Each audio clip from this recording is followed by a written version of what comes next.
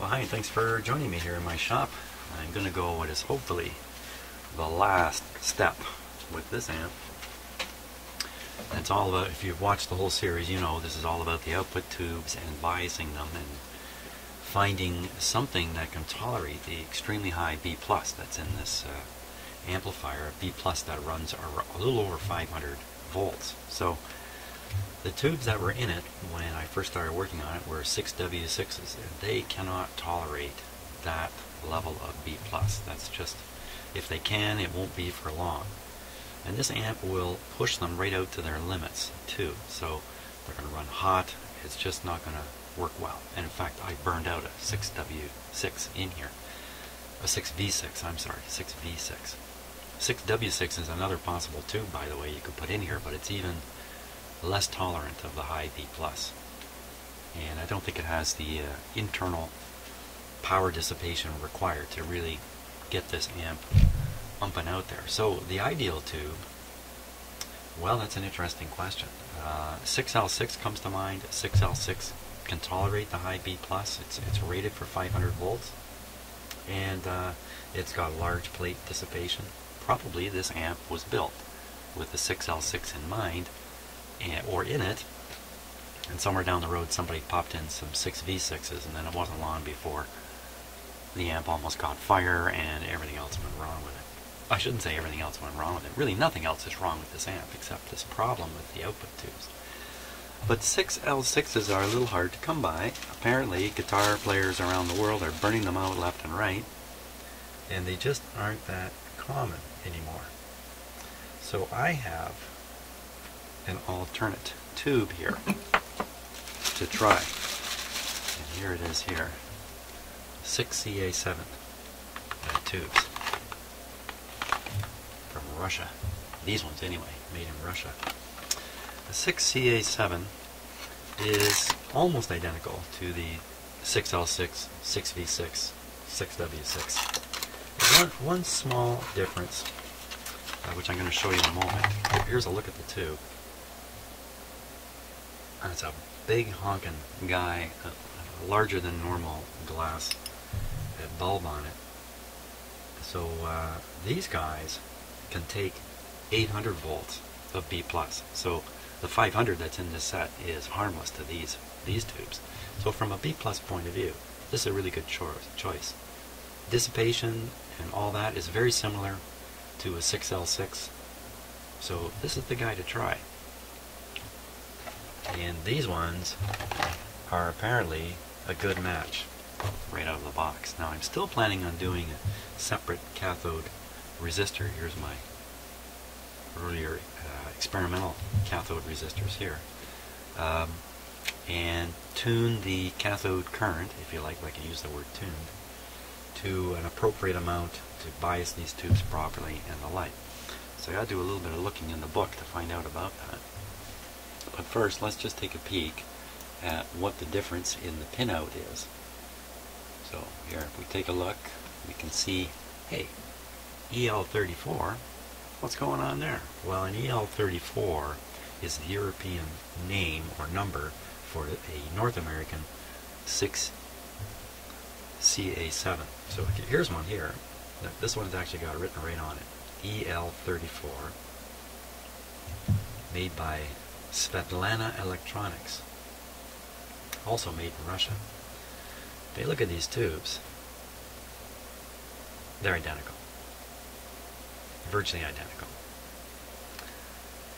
and they are interchangeable tubes. So getting back to looking at the pinout difference, I'll draw your attention right. So the EL34 is the same as the 6CA7. So if you look at pin number 1, that's where the difference lies between these two tubes. If you see, the EL34 pin number 1 goes up to the suppressor grid.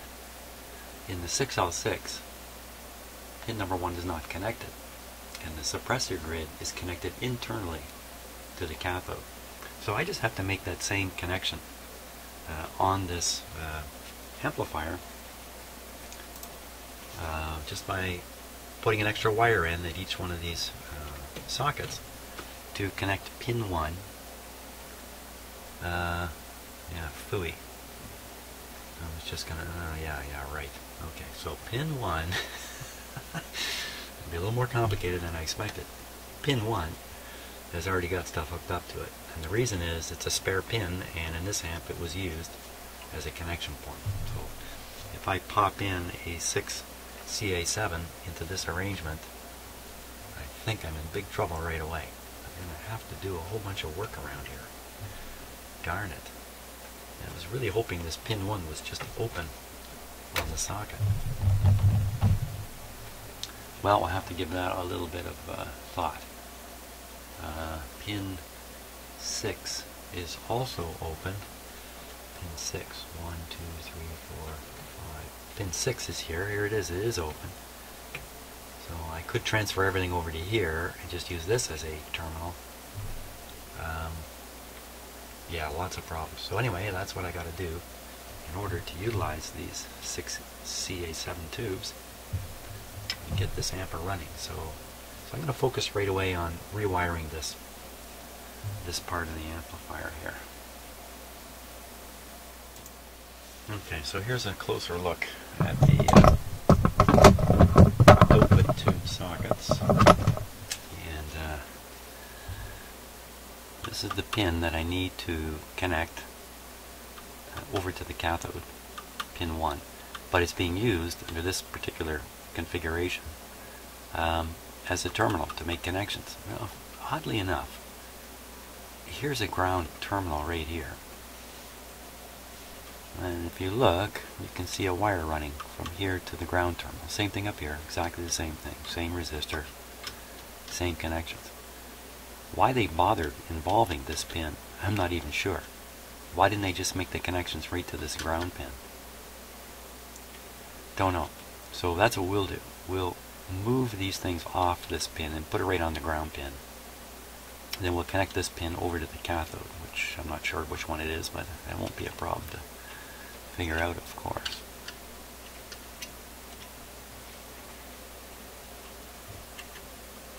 Well, this is a little odd. Oh, that's my own connection. That's the say, this is a little odd. There's no connection here. I think that's because I'm the one who removed it from here. This being the cathode. I think. Doesn't matter. Right now, I'll just simply move these over. Simply.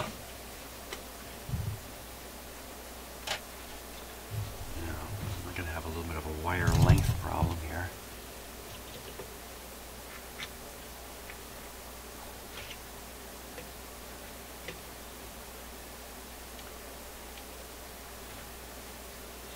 Interesting, on this one, the gray wire is connected right to the ground terminal. This will be easier to move.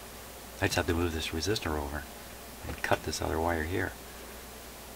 This one, I have to move the wire over. But I think there's just enough slack on it.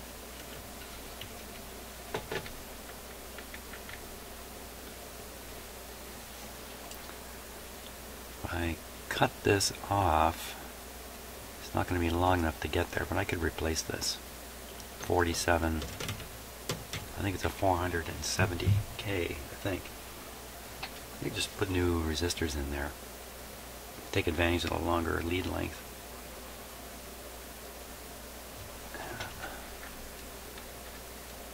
Okay, let me do that. Okay, while I'm waiting for my soldering iron to warm up, I thought it might be good to test these two guys. 6CA7. Let's just double check here. 6.3 JR 53475 3472. Bias 27. And the English set to 90. And the measurement should be somewhere between basically 4,000 and 6,000. So we're at 6,000 full scale here.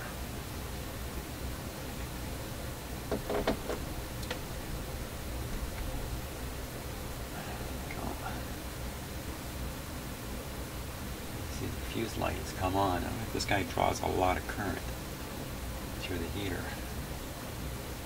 I also saw my pilot light dip quite a bit when I stuck it in there, so wouldn't be surprised. if this is a high current heater.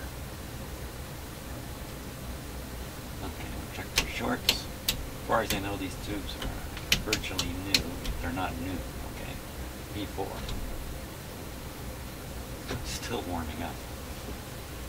Wow.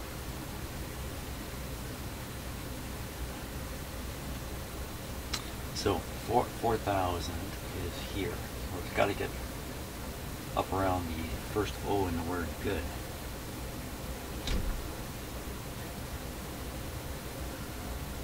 Still climbing. But it's going to be on my tester 32. Not terribly strong, but it could easily just be calibration of the tester. Now, let's see how this other one fares.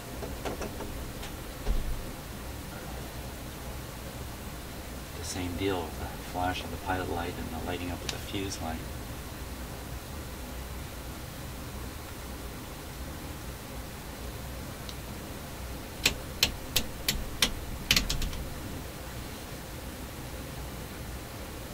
You usually expect the short light to flash a bit during the short test. There we go. 4. Well, certainly on a GM basis, these tubes are not matching. Now, you know what that was? The first tube was the EL84 labeled tube. The second one is a 6AC7 labeled tube. Let's give it one more test to make a good reading here. Okay, so that's coming in really good at just a little under 5,000 on meter.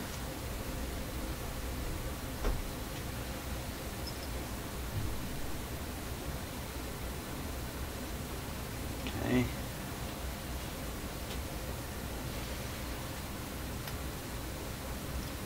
I got the other tube here.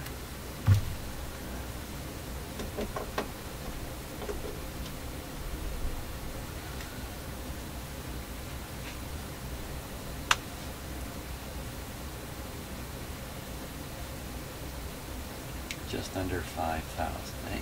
Okay.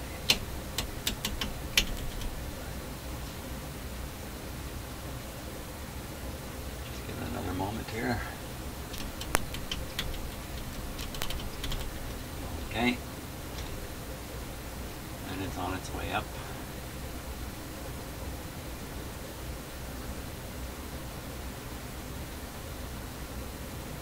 I think it's going to be just a little lower than the last one. 46 versus 48. Pretty close, pretty close.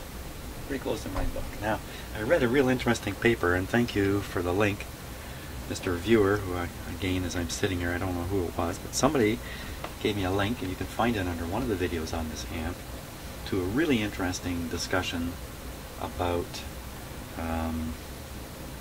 tube matching. And the bottom line on tube matching is don't believe anything you're told, because what needs to be matched versus what is matched are two different things. So just like in my tube tester just now, I can compare the mutual conductance of two tubes, just like I did, and it shows them to be, quote, fairly well matched tubes. But according to this article, it's not the transconductance that's really important. It's other factors in the tube which are very difficult to measure, and no tube testers measure these other factors. I believe one of them is the mu of the tube, and another one is the plate resistance, I think. These two factors are very hard to measure apparently, and don't get measured. So when you purchase matched tubes, according to this article, you're getting them matched on a factor which isn't terribly important. That's not the most important factor. So the article said.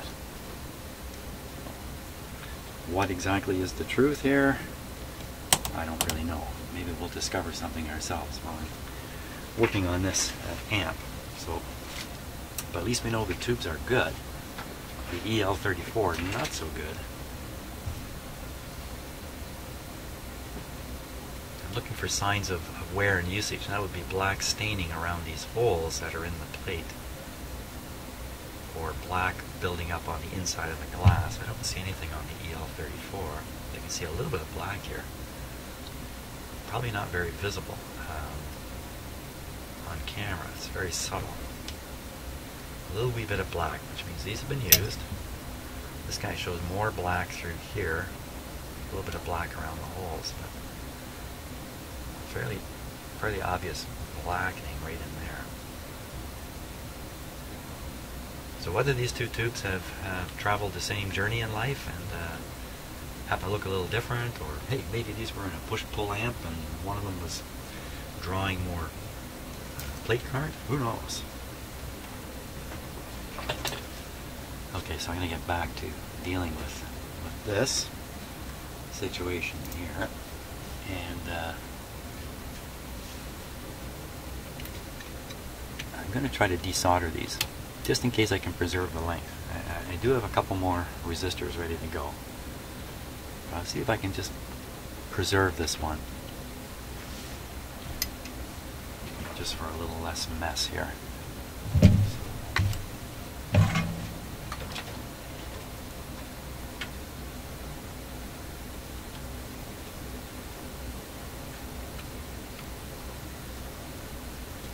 Yes, I know I need a new solder tip. Yikes. That's very dangerous. Flying super hot soldering iron flying around in there. Like I didn't burn myself just then.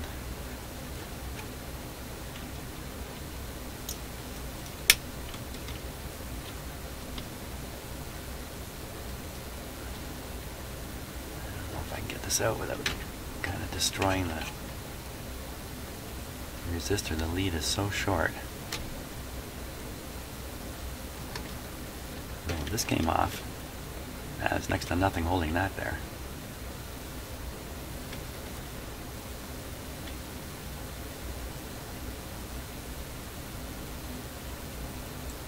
My lousy soldering iron tip does not conduct heat well anymore.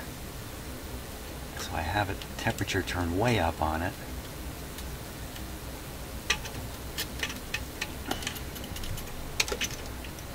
Oh, huh. Broke it right off. How do you like that?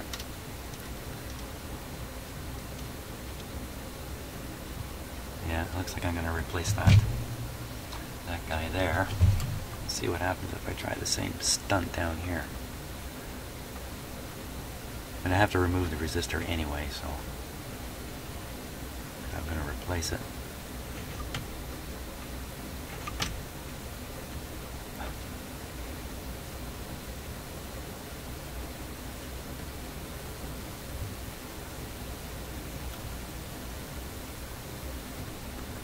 Amazing how difficult it is to get the heat to conduct off this soldering. Oh my god.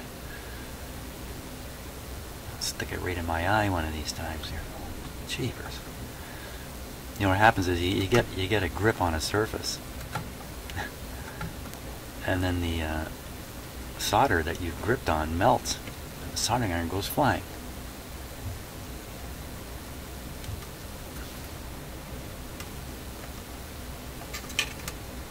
Came right out. I can see it. There we go.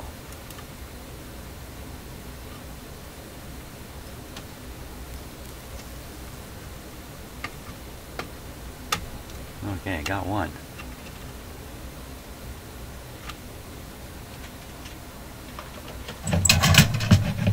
Another thing I do, by the way, with my soldering iron is I never lay it down on the bench. I always put it right back into its holder. It's either in my hand or in the holder. I don't lay it down on my bench like I used to years ago. Of course, I didn't always have a holder, and that's not a wise move. You're concerned about getting burned. I think most people are a little concerned.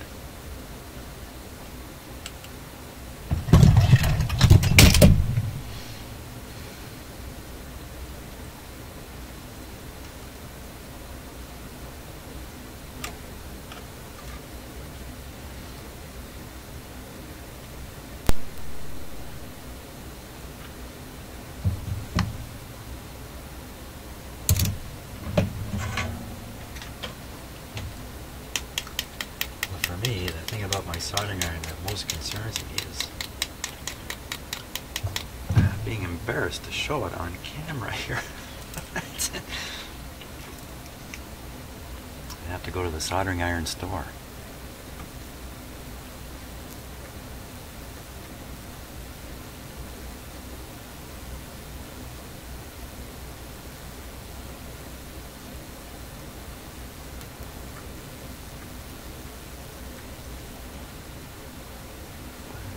It didn't look very good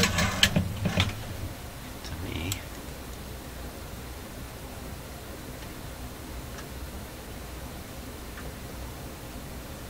Now I'm not connecting this to a 2-pin terminal. I'm connecting it to a ground terminal coming up from the side of the side of the socket. But at a glance it looks like another pin terminal. Well, you know what? I did get this soldered.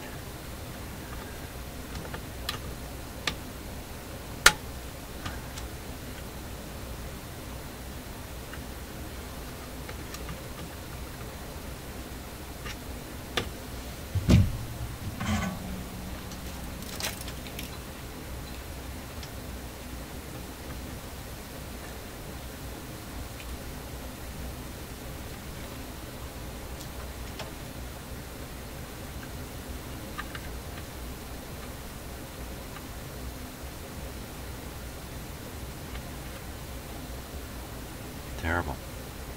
It's really terrible using a soldering iron in this kind of condition.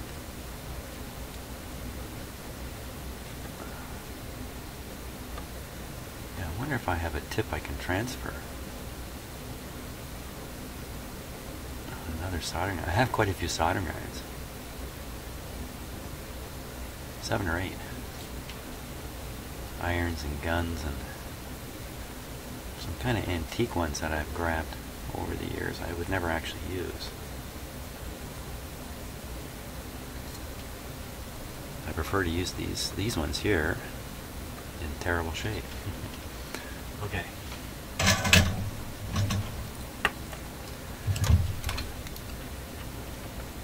That's plenty stiff. Now back up here on the other side.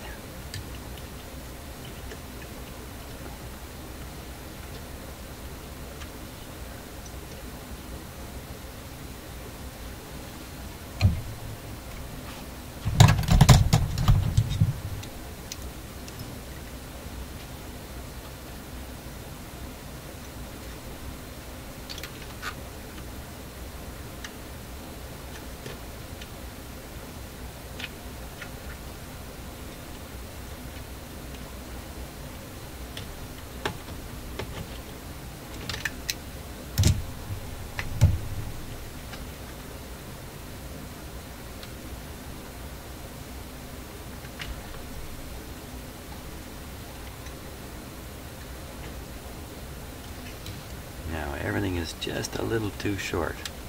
So I get that terminal out of the way there.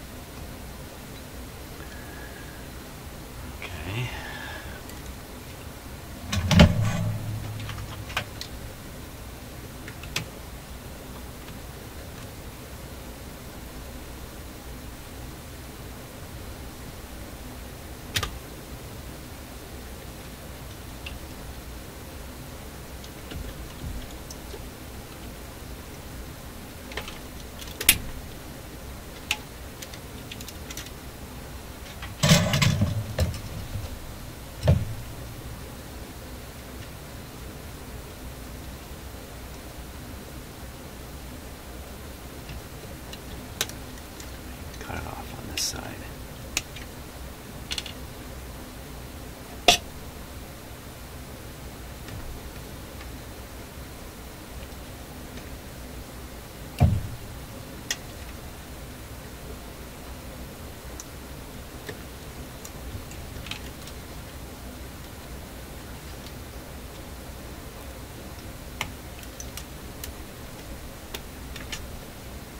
There we go.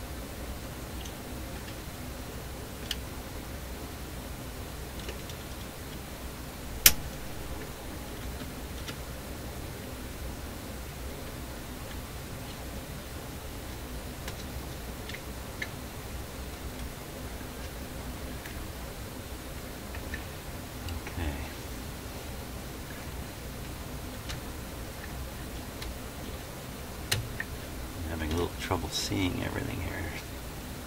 That's not too bad. Really close to this terminal though, isn't it? I think once I solder it, kind of get it frozen in place, I can then manipulate the positions of things a little bit. And they'll be very solid in their positioning here.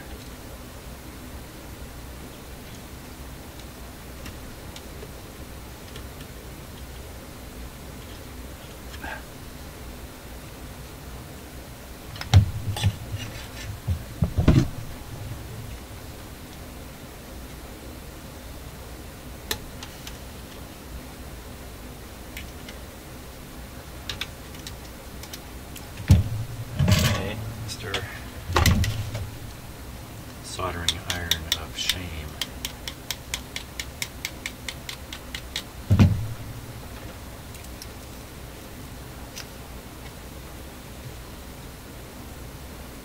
I say, well, Jim, why don't you just go get another tip? Well, you know, I got to work that into my day. I got to make a trip.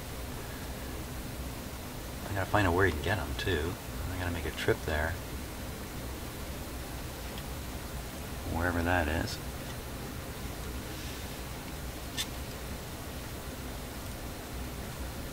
Just haven't done it yet.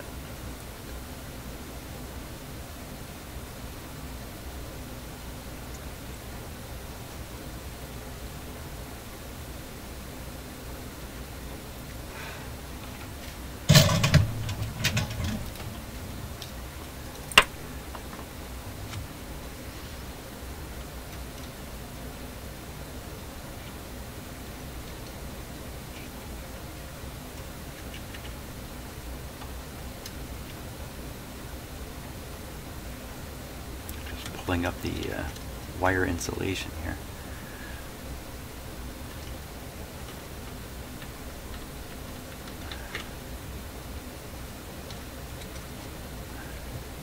Now this pin number 1, is the pin that we need to connect to, I think it's pin number 8. Pin number 1 and pin number 8.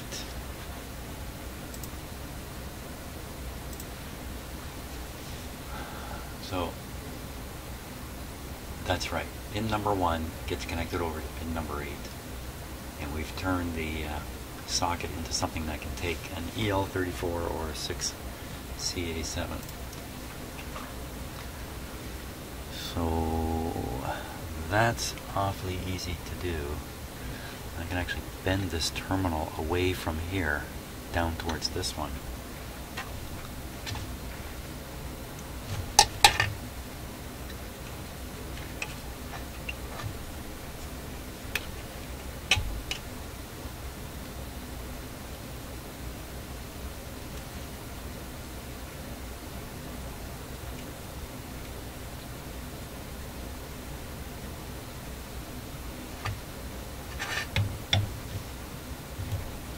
testing purposes, that'll do the trick. Later, when I put the final wires in, I'll wire these two terminals together better.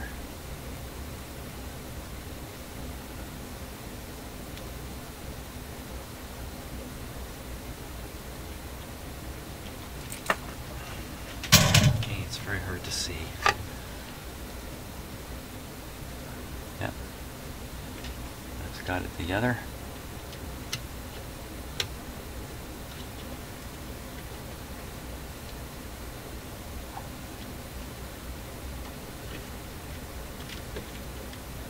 Okay, that's ready. Now we'll go down to the lower one here.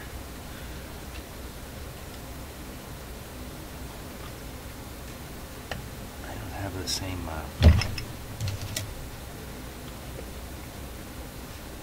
quite the same wire clearance issue here.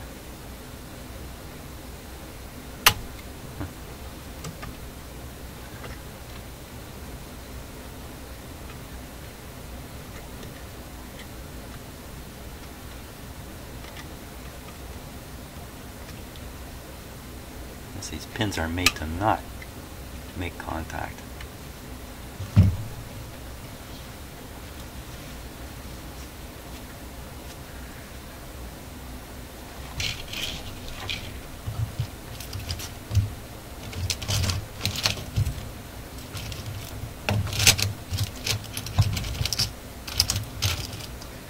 Okay, I just need to find a little piece of wire here.